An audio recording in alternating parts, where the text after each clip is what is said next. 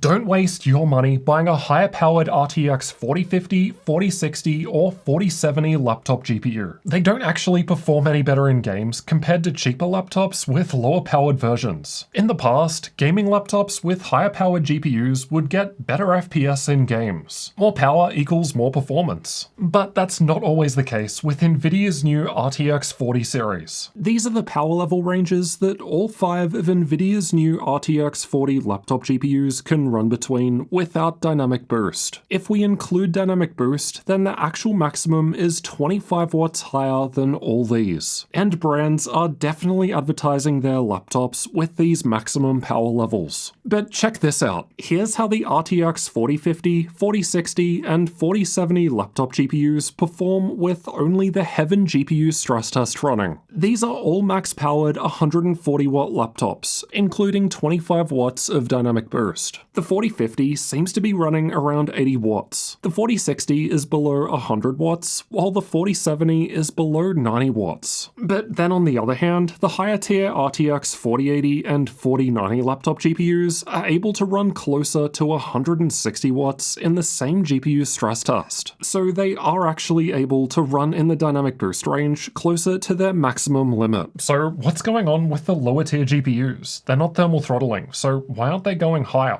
If we look under the GPU performance limiters section of hardware info, we can see that the reliability voltage limit gets hit. I don't think I've ever seen this before RTX 40 series, but it's happening on the 4050, 4060, and 4070 in a GPU-only stress test. If we change to a different GPU workload like Firmark, then suddenly we've got no problem hitting 140 watts. The voltage limit is not hit, so it clearly depends on the GPU workload being run. Which makes me wonder, do games actually perform any better at 140 watts? These lines show how all 5 GPUs score in TimeSpy graphics in 10 watt power increments. At around 100 watts or so, the 4050, 4060, and 4070 start flatlining and are not able to achieve higher scores despite there being more power limit headroom available. This is because they're hitting that voltage limit, preventing them from actually running at higher wattage. The 4080 and 4090 on the other hand have no problem reaching higher scores with more power. Interestingly, the 4090 doesn't really perform all that differently between 80 and 95 watts, but that's a story for another time. Of course, TimeSpy isn't an actual game. Different games require different resources and perform differently. So I've tested 10 games on the RTX 4050, 4060, and 4070 laptop GPUs in 10 watt power increments to see if more power actually gives us more FPS. These are the average frame rates from all 10 games tested on the RTX 4050 laptop GPU at 1080p at different power levels. We start out with 40 watts down the bottom to represent a more budget-friendly laptop with lower power limit, and go right up to 140 watts to show what the most powerful 4050 can achieve best case. Once we get to about 90 watts, the 4050 isn't really giving us any more FPS with higher power levels, because they're not actually being reached due to Nvidia's voltage limit. Now, here's how things look if we average the same 10 games, but on the higher tier RTX 4060 laptop GPU at the higher 1440p resolution. This time, there's not really a performance improvement beyond 100 watts. We're talking about less than a 1 FPS difference between 100 and 140 watts. So within the margin of error range, and not something you'd notice when playing. There's a 53% FPS boost going from 40 to 90 watts. That's where most of the gains come from. It's a similar deal on the RTX 4070 laptop GPU, with a 47% improvement going from 40 to 90 watts. Again, 100 watts and above gave basically no extra performance, while 90 watts is only like 1 FPS slower than 100 watts on average. So diminishing returns above 90 watts, because it's not actually going any higher due to the voltage limit. The dips in performance, as measured by the 1% lows, weren't as consistent as the average FPS at 100 watts and above. I don't think this is due to dynamic boost, because again, the higher wattages aren't actually getting hit. If I had to guess, constantly hitting the voltage throttle limit and operating in that state may not be as smooth compared to not running into it at all. I didn't test all 10 games on the RTX 4080 and 4090 laptop GPUs, but there's no need to. Shadow of the Tomb Raider is enough to confirm what we saw in the TimeSpy graph earlier earlier, that the 4080 and 4090 are able to scale better. More power gives them more performance. You can check the raw FPS numbers in all 10 games at 11 different power levels on all 3 GPUs with the link below the video. I've uploaded them for channel supporters, as this amount of testing takes an enormous amount of time, and it's your support that allows me to do these thorough investigations. But spoiler, in the 10 games that I tested, there weren't any outliers. All of the games stopped performing better once we got to 100 watts. Now, I have only tested games here. It is possible that other workloads, or maybe even specific games, might be able to get a performance improvement at 140 watts without being hit by that voltage limit. But that wasn't the case in the 10 random games that I've tested here, so I can only assume that that's going to be the case in the majority of games. I don't know if there will ever be a way to remove the voltage limit, or why it exists. Maybe the GPUs just can't take anymore, and it's some kind of hardware limitation. Either way, it's definitely an Nvidia limitation, as I've seen this happen from 4050s, 4060s, and 4070s regardless of laptop brand. The cynical side of me wonders if it's an artificial limit so that there's some space to launch an RTX 4070 Ti laptop GPU next year or something. If the 4050, 4060, and 4070 don't actually run above 100 watts in most actual games, is it even fair to advertise them with these power limits? In the past, an 80 watt RTX 3060 was looked down upon compared to a 140 watt version as it doesn't perform as well, and the 80 watt version would be found in either a cheaper or thinner laptop. But now a 70 watt 4060 can match a 140 watt 3060. It's just that the 4060 stops getting a benefit at around 100 watts. So a plus side of these lower powered 40 series laptop GPUs is that they can still perform pretty well in thinner and more budget friendly laptops. It's just that they seem to max out at around 100 watts or so, even though the spec sheet kind of implies that they should go higher, which I think most people would think means more performance in games, but that doesn't seem to be the case. In my laptop reviews, I always mentioned the minimum and maximum GPU power limit, and the way I find the minimum power limit is by running a CPU and GPU stress test at the same time. But now I think I'm going to have to change the minimum wattage number to whatever number gets hit in a GPU only stress test when the voltage limit gets hit, and the maximum will just be what is specified in Nvidia's control panel, even if technically we might not actually ever see that in many games, because as we saw, some workloads can run there. So based on these results, there's no real reason to make the mistake of spending more money on a higher wattage RTX 4050, 4060, or 4070 gaming laptop. If you see either of those 3 GPUs being advertised at 140 watt max power limit, don't be fooled, it's not really going to matter in most games. You're just not really going to see an FPS boost going up from 90 to 100 watts. Check this video next to find out about other common gaming laptop mistakes and how you can avoid them.